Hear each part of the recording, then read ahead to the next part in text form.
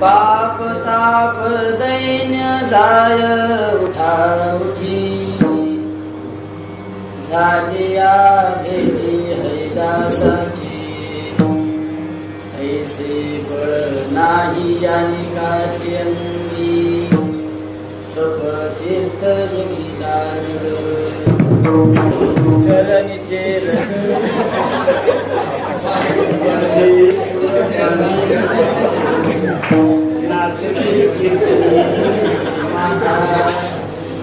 ऐसे बळ नाही यानिकाची अंगी तीर्थ जगीदार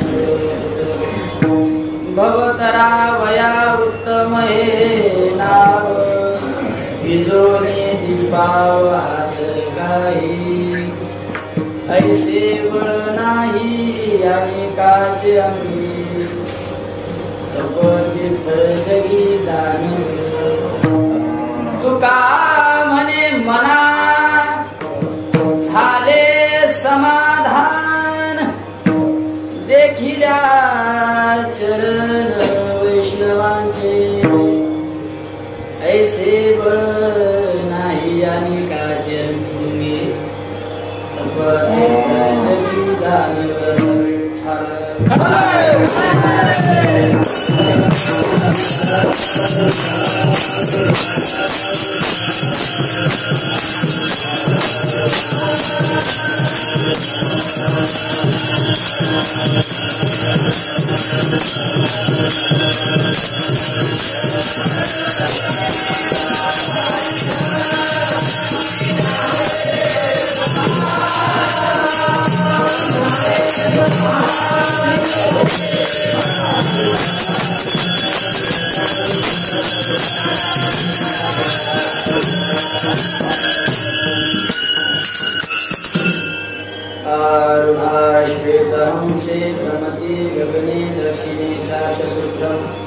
वामे हस्ते च दिव्यांबर कनकमयं पुस्तकं ज्ञानगम्यं सावीनां वादयन्ति स्वकरकरजपैः शास्त्रविज्ञानशब्दैः क्रीडन्ति दिव्यरूपा करकमलधरा भारती सुप्रसन्ना करारविन्देन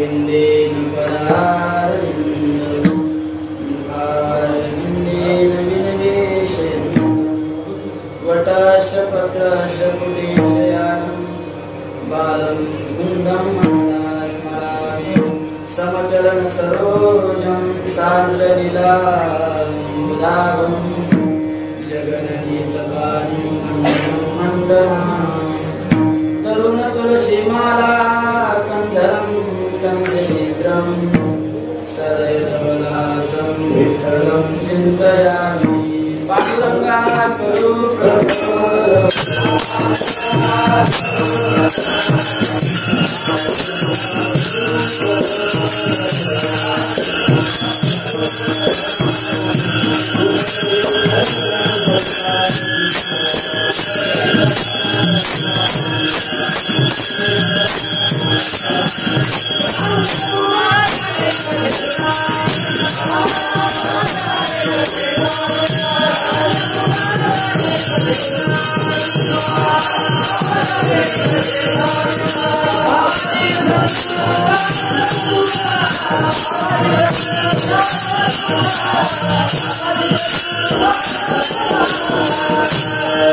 पांडुरंगा करू प्रथम नमन दुसरे चरण संतांची त्यांच्या कृपादनी कथेचा विस्तार बाबाजी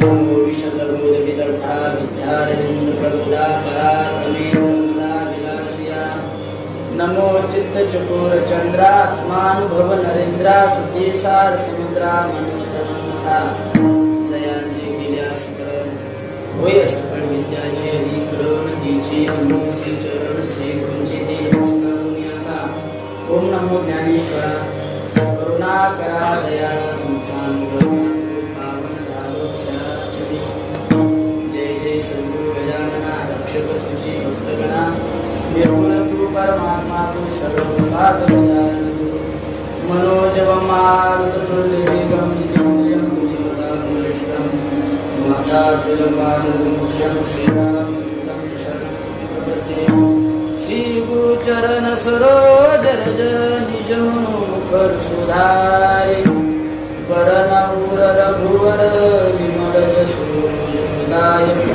उचारे बुद्धिहीन तनु जानिके सुमिरो पवन कुमार बल बुद्धि विद्या देहु मोहि हरहु क्लेश विकार श्री संतांची या माता चरण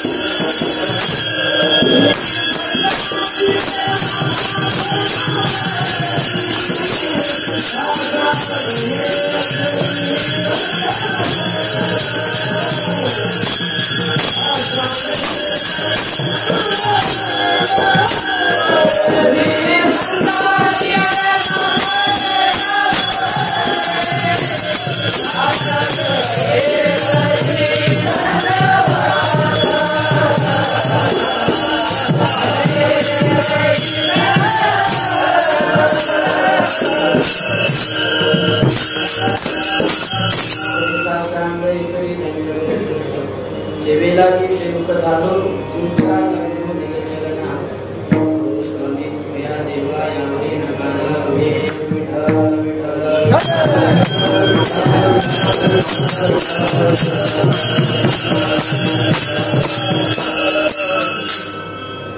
पाप ताप दैन्य जाय उठा उठी झालिया भेटी हैलासाची ऐसे बळ नाही आणि काचे अंगी तप तीर्थ जगी तानलत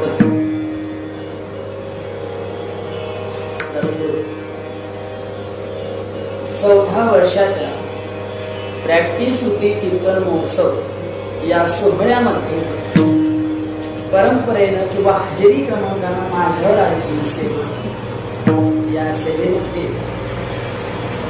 तुकोबार आहे जशी बुद्धी तिथे तुकोबारांचा जसा अभंग आहे तसा अभंग सोडवण्याचा आपण प्रयत्न करणार आहे. हा अभंग भगवंताचं नामस्मरण कथा कीर्तन भगवंताची भक्ती करून जे महात्मे सिद्ध अवस्थेत पर्यंत पोहोचलेले आहेत त्यांचं विशेषतः वर्णन तुकोबारा या अभंगात करतात. नवे नवे त्यांच्या संगतीचा काय परिणाम आहे याचीही मीमांसा तुकोबारा या अभंगात करतात.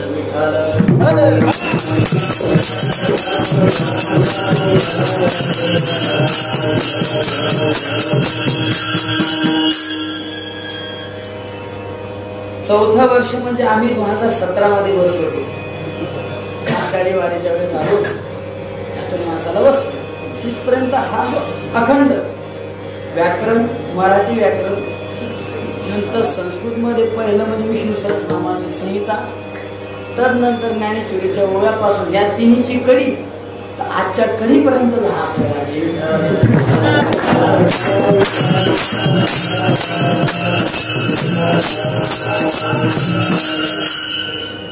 काय माहितीये का 4 वर्ष आपण या संस्थेत बसलोय. कोणी कीर्तनकार होण्यासाठी बसलेले कोणाला परमार्थ माहीतच नव्हता. घरच्या दबावाहून आले काही ना परमार्थाची रुची अंतःकरणात होती म्हणून ते इथं आले. पण प्रत्येक जण 4 वर्षानंतर कोणी महात्मा होणारे कोणी कीर्तनकार होणारे कोणी एखादा नगरसेवक होईल पंतप्रधान होईल सांगता येत नाही. प्रत्येक जण काही ना काही नाही काहीतरी चांगला व्यक्ती तरी होणार बरोबर आहे. पण या 4 वर्षानंतर आपण या ठिकाणी बसलो काही स्वार्थ घेऊन बसलो. आता तुमच्या डोक्यात असेल किंवा नाही पण कोणाला कीर्तनकार व्हायचंय हाही काय स्वार्थ आहे.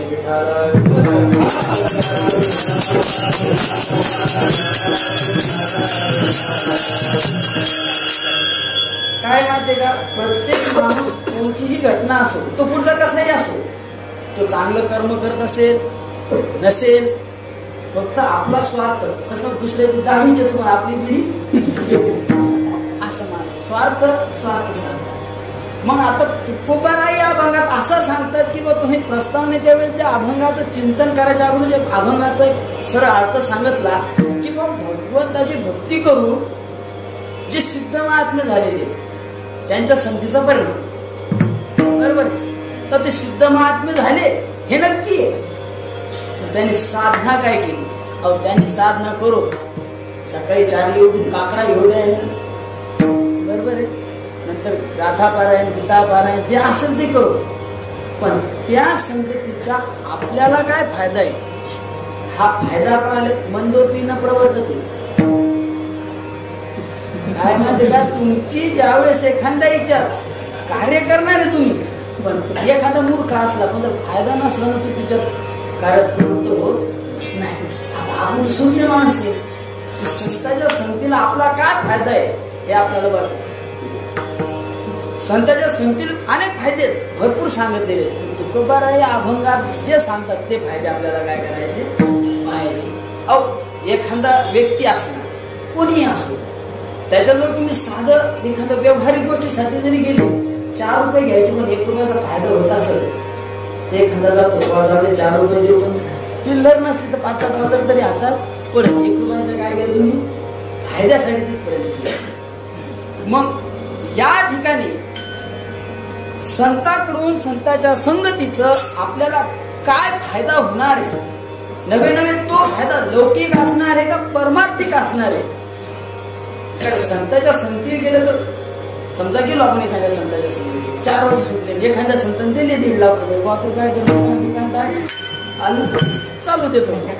कोरोनाचा काळ आहे, बंद झालं सारं, दुकान टाक बाबा चालू दे. हा लौकिक फायदा होईल का परमार्थिक क्षेत्रामध्ये आपल्या चित्ताची जी स्थिती आहे ती बदलून परमात्मा म्हणजे परमात्म्यापर्यंत आपण जाऊ का, तिथपर्यंत पोहोचूल का, हा एक फायदा आपण पाहणार आहे.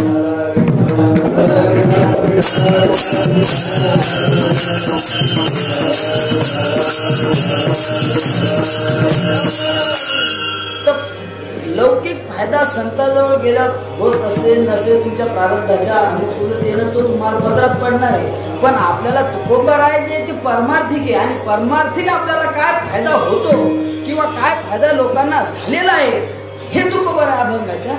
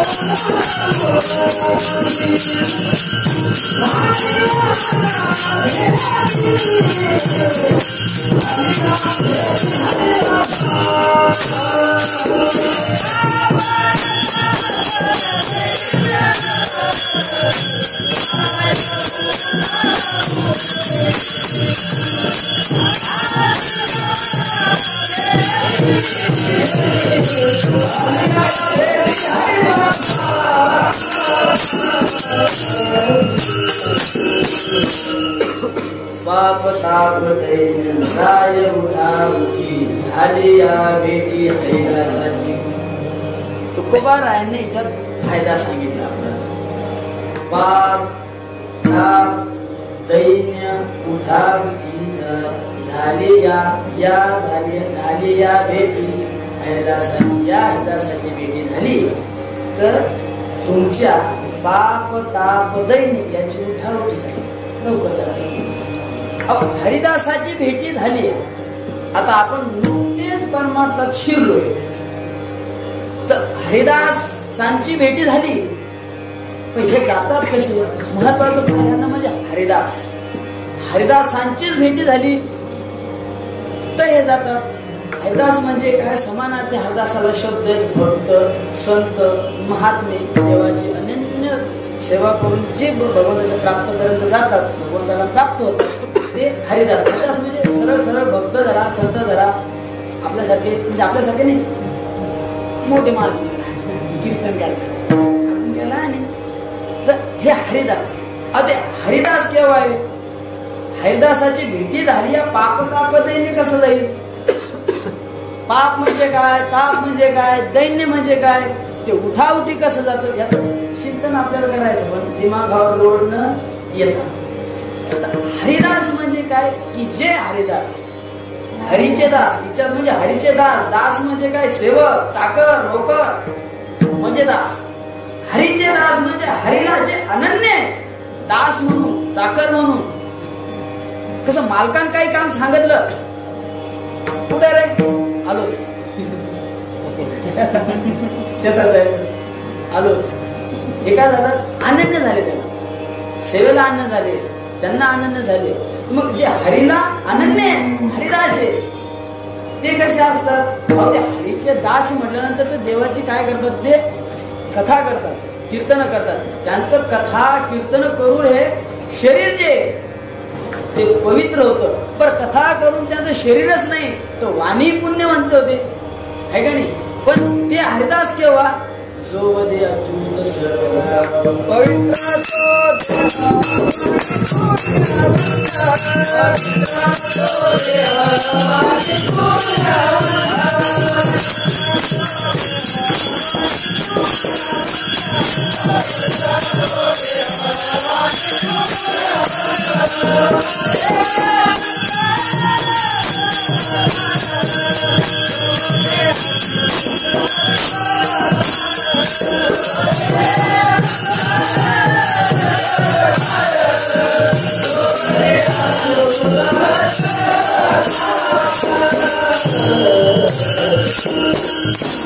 पवित्र तो देह वाणी पुण्यवंत जो वदे अच्युत सर्व काळ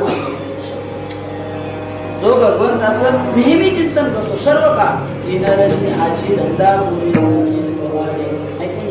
किंवा बाबा हा भगवंत त्याचं चिंतन करून ते स्वरूप होणं हा एक. तर ते हरिदास त्यांचा देह पवित्र होतो. तुकोबारायांच्या जीवनचर्यात असा प्रसंग आलेला आहे. तुकोबाराय ज्यावेळेस माऊलीचं दर्शन घेण्यासाठी आळंदीला गेले, माऊलीचं दर्शन झालं, ते परत आले.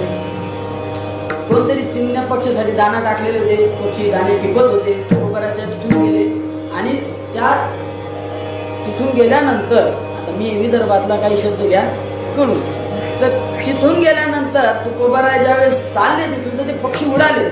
तुकोबारायांना थोडा अंतकरणात हे झालं की बा आपलं चित्त तेव्हापर्यंत काही पोहोचलेलं नाही, म्हणून त्यांनी परत साधना केली. काही दिवसांनी असं घडलं की तुकोबाराय ज्या ठिकाणी भजन करायचे त्या ठिकाणी पक्षी येऊन बसायचे, किंवा माऊलीच्या मंदिरात येऊन बसले असतील, किंवा तुकोबारायांनी जे रान राखलं होतं तिथं तुकोबारायांच्या शिरावरून पक्षी बसले, दाणे टिपायचे, विश्राम आहे त्यांच्या शिरावरून बसायचे. हे काही जणांनी पाहिलं, म्हणजे चमत्कार पाहिला. काही लोकांनी काय केलं? नमस्कार. मग तुकोबारायांच्या शरीरावर पक्षी येऊन बसतात, ही जी बातमी ती हवेसारखी प्रसन्न. चिंतामणी देव त्यावेळेचे विद्वान ब्रह्म सर्वात श्रेष्ठ होते, त्यांच्या कानावर अशी बातमी गेली की तुकोबारायांच्या शरीरावर पक्षी येऊन बसले. लोक सांगताना 1.5 फूट नाही सांगत, गायलेले 1.5 फूट असते, सांगताना 7 फूट सांगतात. असं लोकांनी सांगितलं इकून तिकून बा तुकाराम महाराज असं आहे तसं आहे. आता एखादा गावाकडे एखादा महात्मा गेला, बाबा आम्ही गेलो तिथं फुलंच नव्हते, महात्मा वेळावली फुलं पडली. चमत्कार. लोक ते फुलं पडले ते ना सांगणार कसं काय पडलं बाबाचा, म्हणजे बाबा उदी देतात तर रोज जाते आहेत बाबा असे, असं नाही. पण आधी सांगतात काही. तर तुकाराम महाराजाचं काही अतिशक्तीने कोण सांगितलं असेल तर तुकोबारायांच्या भेटीसाठी चिंतामणी देवया भेटले, त्यांना तुकोबारायांना आले भेटले. तर तुकोबारायन त्यांच्या मनात जो प्रश्न होता तो त्यांनी तुकोबारायांना सांगितलं की बाबा असं कसं काय झालं. त्यांनी विचार केला की नामस्मरण करून देवाचं कीर्तन करून कथा करून त्यांचं चित्त शुद्ध होऊ शकतं. जशी योग साधल्यानंतर काय होते, शरीरातले जे पृथ्वी आधी जे भाग आहेत त्याचा ते भाग आपापल्या ठिकाणी जातात, म्हणजे नष्ट होतात, नाहीशी होतात. पण ते शरीर चालतं, शरीरात काय राहतं त्यांना हा प्रश्न पडला. तुकाराम महाराजांचं चित्तही झालेलं आहे, पक्ष्यांचं नाही. पक्षी काय होऊन बसले, त्यांनी हा शोध लावून तुकाराम महाराजांना सांगितले की असा असा प्रश्न मला आहे. तुकाराम म्हणले, त्याने असा चिमटा घेतला मागेला, शालूक काढला का नाही तिथे त्यांना कापूस दिसला. त्यांना कापूस दिसला काय दिसला ते त्यांचा प्रश्न. पण त्यांचं जे शरीर होतं ते पंचभूताच्या पलीकडचं झालेलं, म्हणजे वेगळं शरीर झालेलं होतं. असं शरीर तुकाराम महाराज झालं असंही नाही, सावता महाराजाचं. त्यांनी देव जेव्हा हृदयात साठवला, कोयता घेतला, आपले काय म्हणतात त्याला विळा घेतला आणि खुरप घेतला आणि देव ज्यावेळेस त्यांच्याकडे आले की माझ्या मागे ज्ञान आणि नामा लागलेला आहे, सावतोबा मला कुठेतरी लपवा. तर त्यांनी काय केलं, आपलं जे हृदय होतं ते असं चिरलं आणि तिच्यात देव गेल्यानंतर पितांबर दिसलं, ती वेगवेगळी गोष्ट. पण ते शरीर नामस्मरण करून त्यांचं पंचभूताच्या पलीकडे गेलेलं होतं.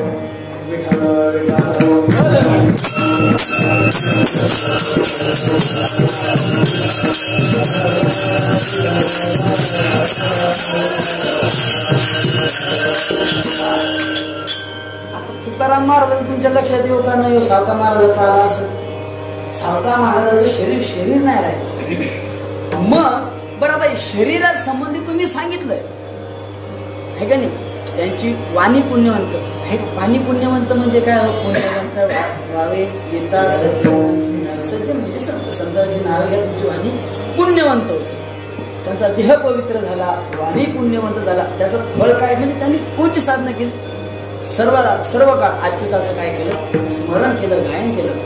तर हे प्राप्त त्यांना झालेलं आहे, बरोबर आहे. आता हे हरिदास आहे, पण त्या हरिदासाच्या संगतीनं पाप ताप दैन्य हे उठाउठी कसं जातं. ते हरिदास वेगवेगळ्या एका ठिकाणी राहिले, पाप ताप दैन्य एका ठिकाणी राहिलं. त्यांचा कार्यकारण भाव संबंध काय आहे हा आपल्याला पाहायचा. विठाला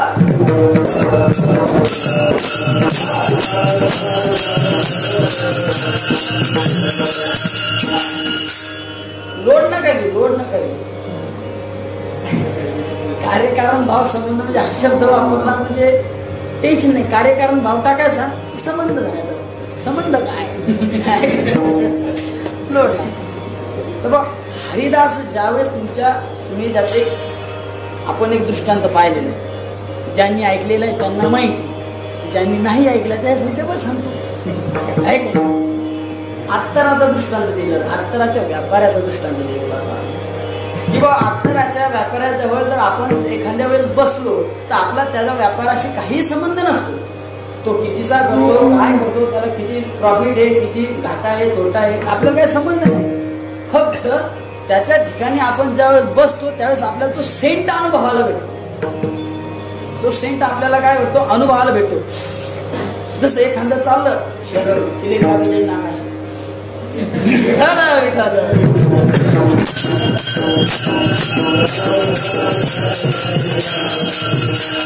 परिणाम आहे तो सेंटचा परिणाम. सेंट असा की प्रफुल्लित राहतो माणूस. तसं अत्तराचा वापर होता, त्याच्या ठिकाणी एखाद्या जाऊन बसले त्याचं काही घेणं देणं नाही, पण तो सेंट अनुभवाला भेटतो. तर तुम्ही संतांच्या ठिकाणी जाऊन बसले, संत म्हणजे काय की ते संत ज्यावेळेस चर्चेत जरी असले ना, हरिदास अनन्य चिंतन करणारे आपण ठरवलं की सर्व काळ ते करतात, पण ते एखाद्या ठिकाणी बसले अन्योन्यम तत्प्रबोधन. ते संत ज्या एकोणेकाला भेटले तर गप्पा हाणतानी ते देवाच्या सांगतात, देवाचं गुण सांगतात, औदार्य सांगतात. तत्चिंतनम तत्कथनम अन्योन्यम तत्प्रबोधनम. देवाचं सांगतात. मग त्या ठिकाणी ज्यावेळेस तुम्ही जाता, ज्यावेळेस तुम्ही बसता, त्यावेळेस तुम्हाला कळतं की काही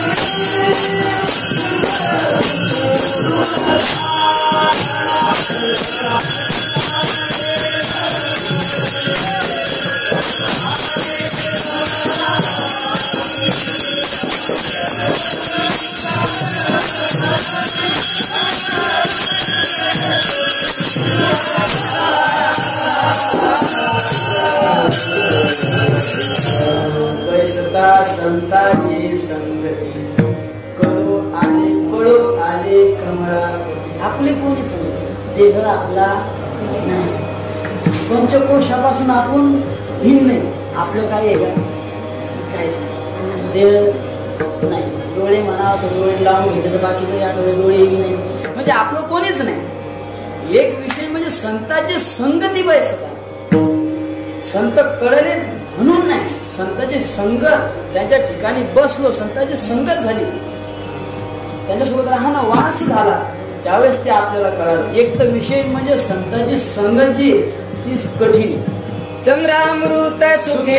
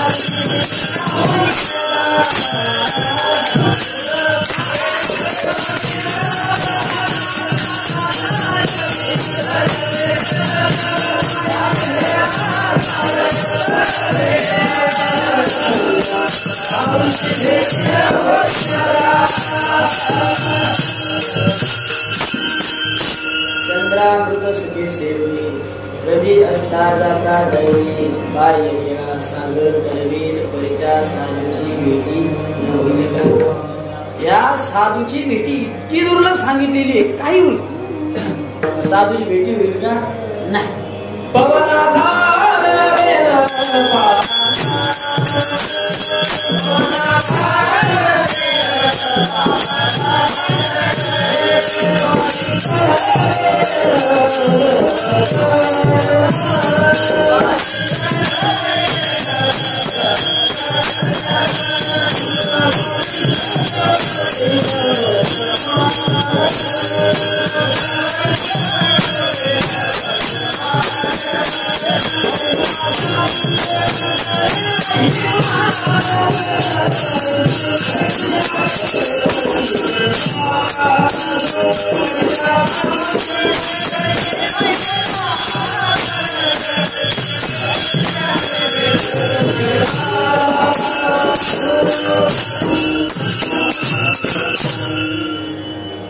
घालवेल भाई हे दोन तर जाऊ दे, इथं होईलच, पण भूत भविष्य वर्तमान तिन्ही कळत, पण त्या साधूची एवढं होईल. एवढी दुर्लभ संत संगती सांगितली, ती आपल्याला आपल्या प्राप्तीनुसार प्राप्त झाली, सर्व झालं. पण त्यानंतर प्राप्त झाल्यानंतर आपलं पाप ताप दैनिक ठाऊकी केलं कसं? पाप म्हणजे काय माहिती का? सरळ सरळ म्हणजे वेदानं शास्त्रानं जे करू नये, जे करू नये हे सांगितलं. हे करू नका बाबा, तरी केल्यानं जे दुःखात रूपांतर होते हे करा, हे करा हे सांगितलं तरी नाही केलं, इंद्रियांना मोकार विषय पाप. आणि हे विशेष पाप जे हे पापच, हे काय आहे पाप. झाली पापा त्यांच्याजवळ बसल्यावर काय पापा ताप आला, पाप तर गेला. त्यांच्याजवळ बसलो म्हणजे पाप गेला, कारण शब्द सांगितले तुम्ही बसले म्हणजे तुमचे जे विचार आहेत ते बदलले.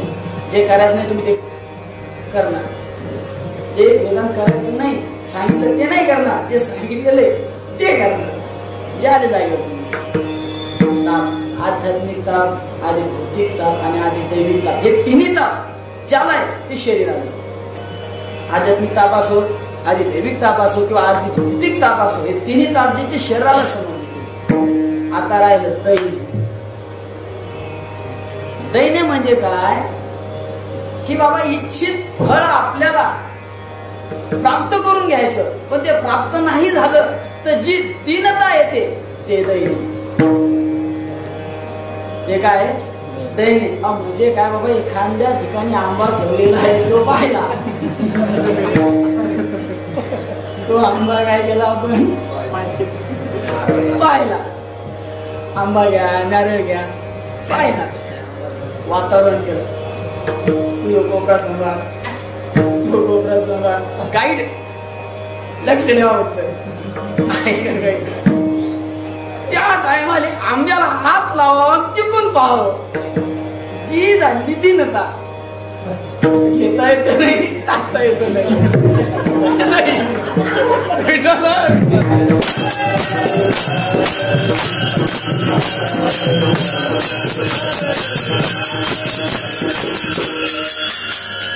ही काय झाली दीनता. हे दैन्य कसं जातं?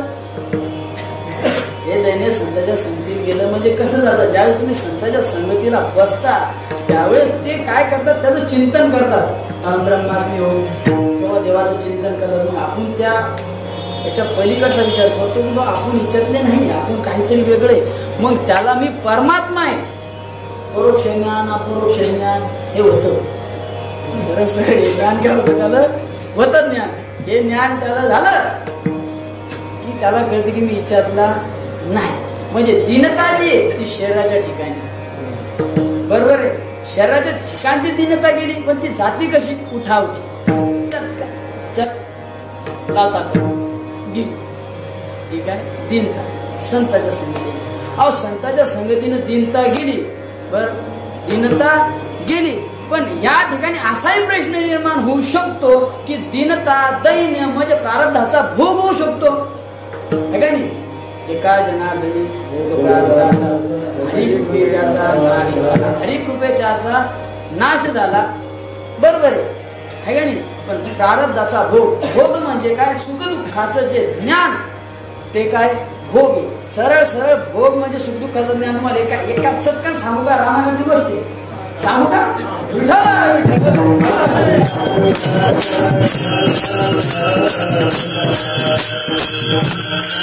रामनाथ परीक्षित राजा होता, नव्हता का? नव्हता, परीक्षित राजा नव्हता हो, दशरथ राजा होता. महाभारतात परीक्षित राजा होते. ते वनात गेले, तुमच्या सर्वांना कथा माहीतच आहे. कथा आपला माथा मिळच नाही तसं.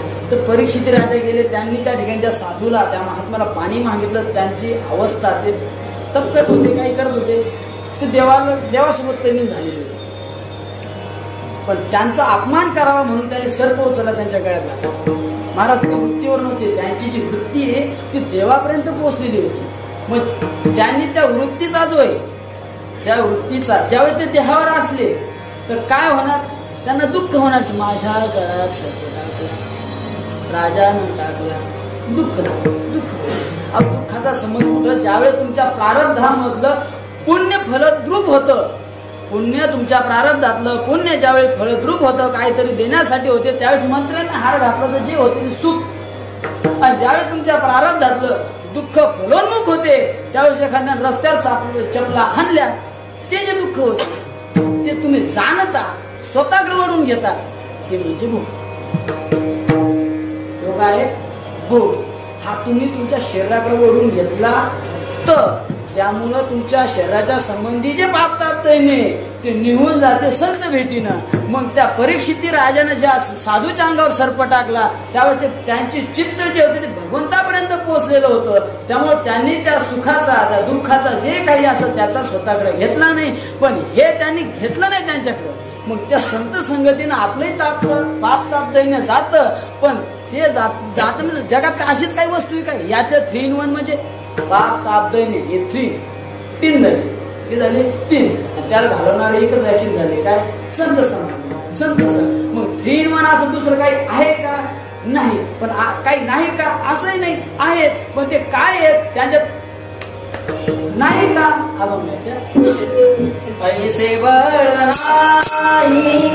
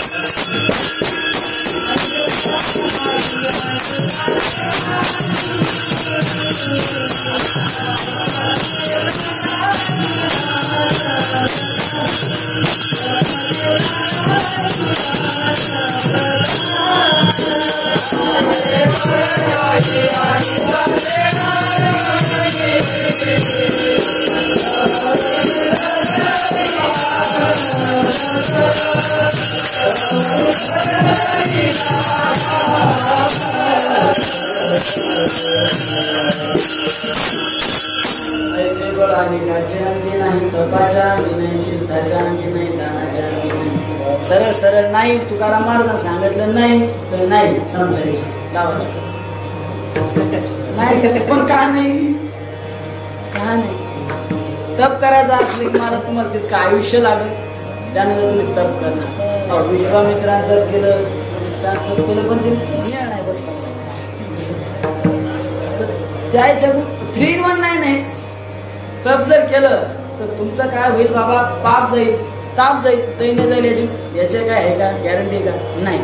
तपात नाही कारण तप जे आणि चंद्राच्या कलेनुसार तप आहे. चंद्र वाढत गेला एक कला अमावस्यापासून एकच घास खायचा, पौर्णिमेपासून कमी होत आला तर 15 ते कमी एक घास करायचा. असं तर करू शकतो का आपण?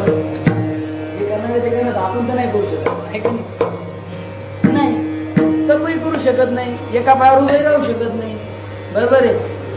तीर्थ म्हटलं तर तुम्हाला तीर्थ म्हटलं की त्या तीर्था ठिकाणी तुम्हाला जावं लागत आहे का नाही. आता काशी क्षेत्र आहे, तीर्थ आहे, पण त्या काशीत तुम्हाला जावं लागलं, तिथं मरावं लागलं तेव्हा तुम्ही मुक्त होता आहे का नाही. गंगेत तुम्हाला म्हटलं बाबा गंगेत आमचं काय होतं, पाप धुवून जाते. बाबा हो तुम्हाला गंगेत सांगितलं तिथं डुबकी घ्यावं लागलं आहे का नाही. लय झाला बा तुम्ही म्हणा हिमालयात जाऊ, थंडी वाजणार हिमालयात मिळणार. बस आता तीर्थात तर तसं काय नाही राहिलं. दान म्हणले की मला दानाले तुम्हाला लागणार वित्त. दान द्यायचं म्हणलं आता 3चे प्रकार आहे. दान म्हणलं की सात्विक दान, राजस दान, तामस दान. सात्विक दान म्हणजे काय, मग ज्याला अपेक्षा आहे, भुकेलेला आहे त्याला अन्न, भुकेलेला अन्न आहे की ते सर्व आहे. आपण ते दान देताना बी इतकं आहे की दान देताना ते वापस देऊ नये, प्रत्युत्तराच्या भावनेने जर देता असाल तर ते राजस. मांस भक्षक लोकांना जर तुम्ही देता असाल तर ते तामस आहे का दुसऱ्या लोकांना. आणि जर ते शुद्ध अंतःकरण, शुद्ध अंतःकरण महत्वाचा शब्द, शुद्ध अंतःकरण म्हणजे सात्विक केलं अंतःकरण शुद्ध किंवा महात्म्य. तर या 3च्या अंगात अशी ताकद आहे का नाही. हे सर्वांना आता वारकरी म्हणले की महादेवाचा नंबर 1 म्हणला असो लागतो, पण त्यांना माहित होते, पण त्यांना माहित होतं की ही ताकद फक्त काय संतांच्या जवळ आहे. म्हणून चरणीचे वाणी नाचते कीर्तनी त्यांचे आहे काय. तर हे माहित होतं महादेवांना, त्यांनी तसं केलं. आणि भगवंताचं नामस्मरणारे जे भक्त आहे त्यांच्या संगती राहिले म्हणजे ते पुढं ते नाचायला लागले त्याच्या चरणीचे रस त्याच्या डोक्यात. पण ते झालं तुकाराम महाराज त्याच्या पुढे जाऊन सांगतात भवतारावया उत्तम हे नाव बिजोने आता हे संत संगत ज्यावेळेस तुमच्या सोबत राहिले ते भवरूपी ज्या समुद्रातून तुम्ही तरुण जाणार आहे त्यासाठी ते काय झाले, नाव झाले. यावेळेस संत संगती जी होती आतापर्यंत ते फक्त आपण साधन म्हणून धरलं होतं की संतांच्या संगतीत साधन म्हणजे काय, संतांच्या संगतीने आपण राहिलो तर आपलं पाप ताप दैन्य जातं. पण या चरणात तुकोबाराय म्हणतात की भिजोने ती पावा हात काय भवतारावया उत्तम हे नाव. हे नाव म्हणजे संत ही नाव. त्यांच्या सोबत राहिलो तर काही हातपाय भिजत नाही, कारण की नाव देवाचं ज्ञान आम्हाला झालं, त्या ज्ञानामुळे आमचं पाप ताप दैन्य गेलं, त्याच्या संगतीनेही आम्हाला सर्व प्राप्त झालं. त्यामुळे आमच्या मनाला काय झालं, समाधान झालं. पण हे समाधान दुसऱ्याच्या कोणाच्याही साधण्याच्या ठिकाणी काय नाहीये, तेवढी ताकद नाही. म्हणून ऐसे बळ नाही आणि अंगी कपटी झालेली सेवा